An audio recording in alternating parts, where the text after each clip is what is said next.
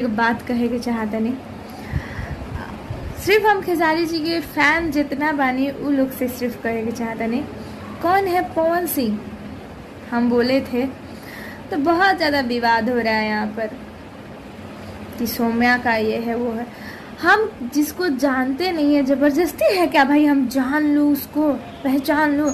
हम नहीं जानना चाहते, वो इंसान को जानते नहीं है तो ज़बरदस्ती है पहचान लो जान लो।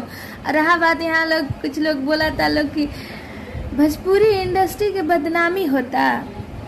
तहानी के 2 साल पहले से मसूरी लाल कहता रहा, लेकिन अपने भोजपुरी इंडस्ट्री के सुपरस्टार से ट्रेंडिंग स्टार के तो भोजपुरी के इज्जत तो मेरा नहीं खे जात।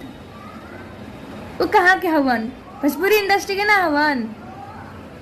रहल बात कुछ हम देखे नहीं उनकर हर वीडियो, हर हाउ कौन नेटा पोटा कौन बालोग उ लोग के कहे लोग मसूरी लाल यादव कौन है, पवन सिंह नहीं जानते। जरूरी है जानना। भोजपुरी इंडस्ट्री में हम खेसारी जी को जानते हैं, मनोज तिवारी जी को जानते हैं, निरहू जी को जानते हैं, ये लोग हैं स्टार। कौन है पावर स्टार, हम नहीं जानते। सुबह सुबह हमको फ़ोन आयल रहे भोरे कि रात के हमरा फ़ोन आयल रहे एगो नंबर से, तू एंगे कहबो नू पवन सिंह के बारे में तो तहरा भोजपुरी में काम ना मिली, लागत तक कि लिखवा ले बड़न।